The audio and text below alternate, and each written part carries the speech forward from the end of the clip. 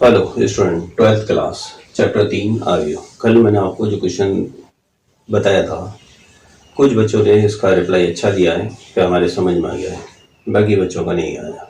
ठीक है, तो अब देखते हैं। नेक्स्ट है एक्सरसाइज 3.2। तो इसमें ही हमारे पास में अगला जो क्वेश्चन है, उसमें एक अननोन टर्म, अज्ञात राशि का मान ज्ञात करने के बारे में पूछता है। तो ये कहता है कि क्वेश्चन नंबर 13 में, यदि एक अवयव ए बराबर 1 - 1 7 और 0 ये दे रखा है, तथा आई बराबर 1 0 0 1 हो तो ये हो तो के का मान ज्ञात करो। के का मान ज्ञात करो। अब यदि जहां पर ए स्क्वायर बराबर 8a प्लस के आई दिया है, यह आपको दे रखा है। अब इसमें अज्ञात कौन है? के। ए स्क्वायर, ए ज्ञात है, आई ज्ञात है, ए स्क्वायर निकालना है। तो सबसे पहले तो इसके जो सॉल्यूशन है उसमें आप ऐसा करिएगा कि ए स्क्वायर निकालो। 1 - 1 0 7, इसी को इसी से गुणा कर देते हैं। 1 - 1 0 7, ठीक है। यानी ए स्क्वायर का मतलब ए को ए से ही गुणा कर दिया। अब पंक्ति को स्तंभ से, पहली पंक्ति पहले स्तंभ से, तो 1 × 1 0 × -1 1 प्लस 0, फिर इसको इससे गुणा करेंगे तो 1 × 0 और 0 × 7, दोनों बार 0 0 हो जाएगा। फिर दूसरी पंक्ति पहले स्तंभ से, तो -1 और -7, फिर दूसरी पंक्ति दूसरे स्तंभ से, तो 0 + 49। इस तरह से ये माना 1 - 8 0 और 49 कौन? ए स्क्वायर। ठीक है, ए स्क्वायर निकाल लिया। अब उधर की तरफ देखते हैं वो क्या कहता है प्रश्न। उसमें लिखा हुआ था कि यहाँ आपको लिख रखा है इसने ए स्क्वायर बराबर 8a प्लस के आई। अब मेरी अज्ञात संख्या ये है, इसका मतलब ये भी इधर चला जाना चाहिए। तो मैं या करके इसको ऐसे भी लिख सकता हूँ कि के आई बराबर ए स्क्वायर माइनस 8a, यानी ये मैंने इसकी ओर पक्षांतर कर दिया। अब ये पक्षांतर करके मैंने दोनों ही का स्थान चेंज कर दिया, LHS को RHS में, RHS को LHS में। अगर दोनों ही पूर्ण संख्याएं अगर बदल देते हैं तब चिन्ह नहीं बदलता। अब क्या करा मैंने, यहाँ पर मुझे मान रखना है किसका? ए स्क्वायर का 8, ए का, दोनों मान रखने हैं।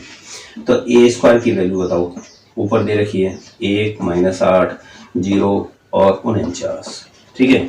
-8 ए का मान 1 - 1 0 7। अब इधर है ये के आई, देखिएगा इस -8 को निम्न संख्या से इस अवयव से मल्टीपल कर लो।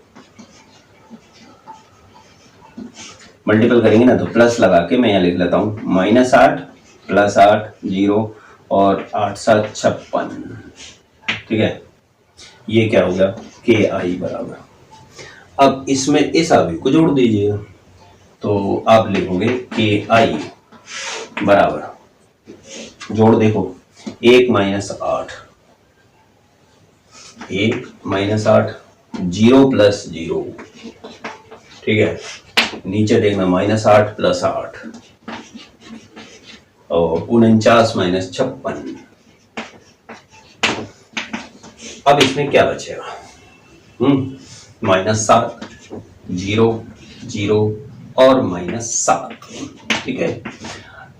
ये है आपका के आई। इसमें से ओवरनिस्ट कौन हुआ? -7, ठीक है।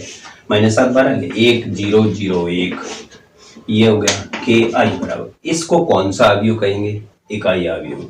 -7 आई और इधर कौन है? के आई। आई से आई इक्वल है, ठीक है, समान है। समान अवयव दोनों पक्षों में अगर गुणा है तो वो हटा दिया जाएगा, नहीं भी हटाओ तो कंपेयर करो। कंपेयर करोगे तुलना में के का मान क्या बचा? यहाँ तुलना कर लीजिए, तुलना करने पर, ठीक है, तो के का मान कितना कहलाया? -7। तो इस तरह से इस अज्ञात राशि का मान ज्ञात किया जाता है। आ गया ना आपके समझ में? तो ये इस तरह का प्रश्न है। ऐसे प्रश्न दो एक प्रश्न और हैं एक्सरसाइज में, शायद विविध में भी होंगे, उसमें देख लेना, ठीक है। तो करने की कोशिश करना ऐसे प्रश्नों को। अगला क्वेश्चन देखते हैं।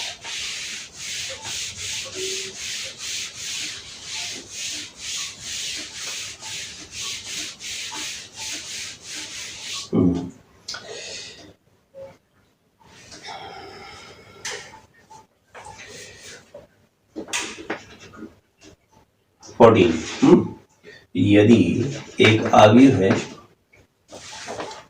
इसमें वैल्यू लिखी हुई है 2/3 का है, 1 0 2 -1 और -3 4 इंटू ए, ये ए से मल्टीपल है, बराबर सामने एक जो अन्य अवयव दे रखा है वो है 1 -4 3 -2 -10 और 6 13 20 -9, ये अवयव दे रखा है। अब ये कहता है इतना हो तो ए का मान ज्ञात करो, हो तो ए का मान ज्ञात करो। अब यहाँ समस्या है, जोड़ वाले में तो आसानी से निकाल सकते थे, पर ये गुणा की स्थिति में थोड़ा सा कठिन हो गया ना, वो कठिन। अब आप एक चीज समझनी होगी आपको कि ये दो अवयव गुणा हैं, ठीक है ना। तो इसको सबसे पहले समझेंगे, जो आपको पहले वाला अवयव दे रखा है इसको मैं बी मान लेता हूँ, इसको सी मान लेता हूँ। देखिएगा बी अवयव मेरा है और ये मेरे पास में ए अवयव है और मुझे सी प्राप्त हो रहा है। देखो ध्यान से, इनमें एक चीज समझनी है कि इसकी कोटि क्या है। इसकी कोटि है 3/2, 3/2 है ना, और इसकी कितनी है 3/3। तो इसकी अपन मान लेते हैं a इंटू बी है। अब इसको, ये दोनों अवयव का गुणा कब संभव है, जब इसका स्तंभ पहले वाले का दूसरी की पंक्ति के समान हो। तो यानी 2 बराबर ए हो गया, एक तो 2 बराबर ए हो गया। शेष जो अवयव बचता है वो 3 गुणा बी बचता है, ये 3 गुणा बी के बराबर है। अब इसमें 3 3 के बराबर हो गया, बी बराबर कितना हुआ 3, तो 3 बराबर बी आया, आ गया ना। तो इस तरह से जो मेरे पास में ए अवयव होगा उसकी कोटि क्या होगी 2/3 की, कितने की हो जाएगी 2/3 की। तो अवयव ए का क्रम क्या होगा, ए का क्रम होगा 2 इंटू 3। तो एक अवयव मानना पड़ेगा हमको यहां पर। तो सॉल्यूशन में माना अवयव ए की कोटि या क्रम, ए का क्रम 2/3 है, ठीक है। अब ये मैंने आपको निकालना बता दिया, कैसे निकालते हैं, आगे ना समझ में। अब आपके पास में ए अवयव को लिखो। अब ए की वैल्यू आप कुछ भी मान सकते हो, 2/3 का है, लेकिन सारे अवयव आपको भिन्न मानने होंगे क्योंकि ए सिमिलर तो होंगे नहीं। तो मैं यहाँ ऐसा करता हूँ A B C D E F, ये सारे एलिमेंट मान लिए, हो गया ना 2/3 क्रम का अवयव ए। अब इसके एलएचएस पक्ष में मान रखता हूँ, यहाँ पर लिखेंगे। पहले आप इस अवयव को लिखो 1 0 2 -1 -3 4, ठीक है। और इस अवयव को लिखो A B C D E F, ठीक है, बराबर सामने उस अवयव को लिख लो 1 -4 3 और नीचे लिखो -2 -10 6 13 20 और -9। अब ये अभी इससे गुणा होगा ना। तो गुणा करेंगे तो पंक्ति को वही स्तंभ से, तीनों स्तंभ से, पहली पंक्ति को तीनों स्तंभ से, तो गुणा करते हैं। देखो a और +0, a + 0, एक का a से गुणा, 0 का d से गुणा, फिर इसी का इन दोनों से गुणा तो b + 0, फिर इन दोनों का इन दोनों से गुणा तो यानी c + 0। ये तो पहली पंक्ति से हो गया। दूसरी पंक्ति से चलो 2a - d, फिर 2b - e, 2c - f, फिर तीसरी पंक्ति से गुणा करो, -3a + 4d, ठीक है, -3b + 4e और -3c + 4f।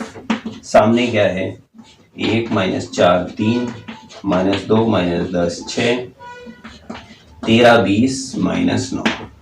अब आप देखो ये जो अवयव है आपके कितने बाई कितने का है, 3 तो पंक्ति और 3 ये स्तंभ है, 3 बाई 3 का है ना, और ये कितने का है, 3 बाई 3 का। दो अवयव समान क्रम के हों तो इसकी तुलना की जा सकती है संगत अवयवों की तुलना करने पर।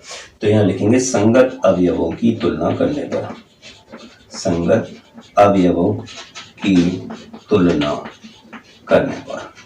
अब आपको जो तुलना करनी है ना वो पूरे छहों की करनी है। इसमें ए है खाली, इसमें बी है, इसमें सी है, तो ए बी सी तो ये आ जाएगा, ठीक है। प्रथम लाइन का तो डायरेक्ट आंसर आ जाएगा आपके। देखो ए बराबर 1, बी बराबर -4 और सी बराबर 3। भाई पहली पंक्ति है, ये संख्या 1 के बराबर, दूसरा मान -4 के बराबर, सी वाला मान 3 के बराबर, ये तो हो गया। सेकंड लाइन चलो, सेकंड पंक्ति की तुलना कराएंगे। तो सेकंड पंक्ति की तुलना है यहाँ पर 2a - d बराबर तो -2, दूसरा नीचे लिखो 2b - e बराबर -10 और 2c - f बराबर 6। ये आपको दे रखा है सेकंड पंक्ति। अब थर्ड पंक्ति की हम तुलना नहीं कराएं तो भी चलेगा, क्यों, क्योंकि एबीसी का मान पहली पंक्ति में निकल आया, तो डीईएफ का निकालना है, तो इसमें सिंगल एबीसी का मान रखकर ही हम डीएफ का मान निकाल सकते हैं। नहीं निकाल सकते।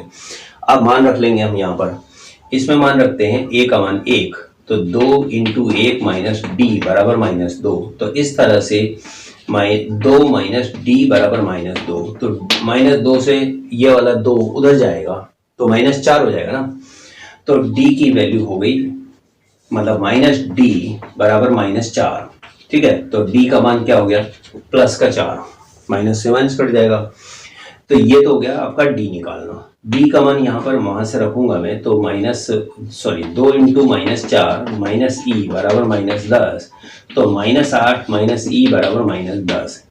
तो इस तरह से मैं यहाँ पर अगर e निकालना चाहूंगा ना, तो -e बराबर कितना हो जाएगा, ये -8 उधर चला जाएगा, प्लस हो जाएगा, तो -2 बचे, तो यानी e की वैल्यू क्या हुई, 2। फिर तीसरा मान था तुलना में 2c - f बराबर 6, c का मान रखो 3, तो 2 × 3 - f बराबर 6, तो 6 - f बराबर 6, दोनों तरफ 6 है, समान चिन्ह का है तो कट जाएगा, तो -f बराबर 0, तो f की वैल्यू क्या हो गई, 0। इस तरह से आपको अवयव ए क्या प्राप्त हुआ, ए का प्राप्त होने का मतलब है अब एबीसी के मान और डीईएफ के मान रखो।